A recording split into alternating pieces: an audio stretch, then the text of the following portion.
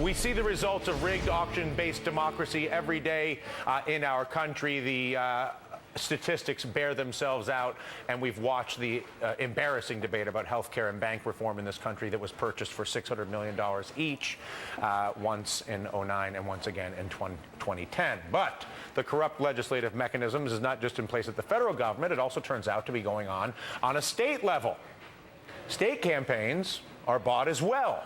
Let's take New York, for example, considered among the worst of the state auction democracies. In 2008, candidates in this lovely Empire State were auctioned off for a grand total of $92.8 million from special interests. What were they paying for? What policies will not get changed to protect their interests? That money, more than half the campaign cash spent in the state, and numbers like that are sparking a movement in New York to entirely reform the campaign finance and, for that matter, gerrymandered electoral mapping system.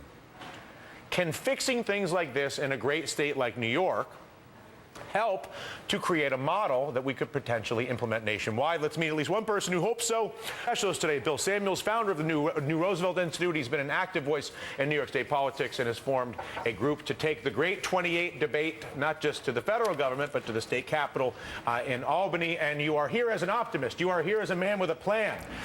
So you can see where there's frustration that abounds. But walk us through where you're taking us. What you see nationally is also true in New York. We have a decent governor, but there's no fire in the belly to go directly to the people and absolutely change Albany. Now, if you take two examples, let's take redistricting. Everybody signed this pledge that we would have an independent commission. Where is the governor calling out these people and putting together a campaign like he did on marriage equality to really change it? You can't do it by going into a private room, as he just did on the millionaire's tax, with the two leaders, and you got to go to the people. And tell us about the pledge. Educate us a little bit. So you created a pledge that said what? The pledge basically said what our Constitution nationally and in New York should say. Political gerrymandering for purposes of incumbents should be illegal. Period. So incumbents determining their district to keep their job is against the law. Absolutely. Any rational kindergartner would agree to that, and yet we don't allow for it. Folks signed the pledge.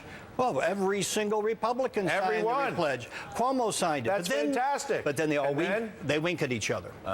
They wink at each other because the governor, the decent governor, but without fire for real change in his belly, has to go in and make deals with the two leaders.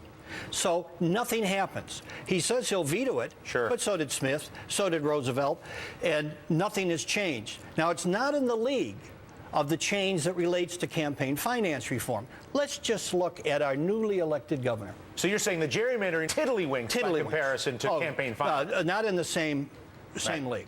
But let's just look at it. The governor was elected, and he had his first session in the first 6 months of the year. He's not exactly running for re-election yet. This is what happened. 245 LLCs, all pay-to-play participants, contributed to his election campaign $1.8 million. 185 corporations gave money.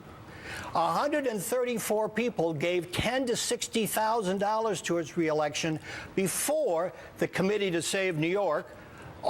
Many of my friends. I want to save New York. I mean, don't you? Listen, I love New York. We should save it. Who wants to save it? You want to save New York? Anybody? Is there a sense for you that if you can make it here, as it were, in New York, you can make it anywhere, as it were? To paraphrase good old Sinatra here. New York, with the type of people we have, has to rise up. Now, the governor asked the mayor of Albany to kick out the Occupy Albany people. You met one of them at our dinner, okay? And we're happy now that this new tax deal, which instead of reducing taxes on the millionaires by $4 billion, we're going to reduce it by $2 billion. And that's considered a victory. Well, considered a victory. And the tax rate, if you make $50,000, will now be 6.45. 200, 6.65, and a million 6.8. That's not change. Clearly what's missing for you, because you have an apparatus, you have a pledge, you have a whole ability to do this, is there's not enough fire in the belly on the streets of the electorate to have the politicians scared. No, exactly right. Exactly right. At least on the federal level, it's ironic that the House of Representatives is less representative than the Senate, which was originally supposed to be not representative. Why? Because there's all these incumbent protection maps, and with the gerrymandering in the House, gerrymandering right. and the state legislatures protect the federal legislatures and also protect themselves. So, but my question is, with all these different standards, they have to try to say, oh, well, we need more minority majority districts. We need to keep together these. And even some courts have said protecting incumbents in Congress is a legitimate interest because it preserves the state powers. Isn't this a much bigger deal than some? It is, and you're correct. In 1992 and 202, the courts in New York said political gerrymandering is right.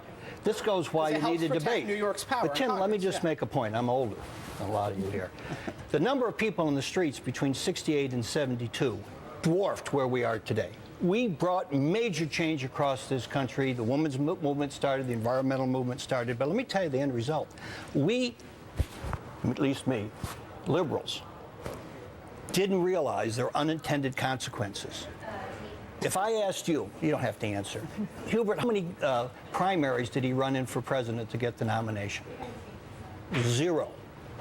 Stevenson, 0. We liberals said power to the people, and it used to be the pros, like in Great Britain, chose the nominee at the convention. Only 20% came through the primaries.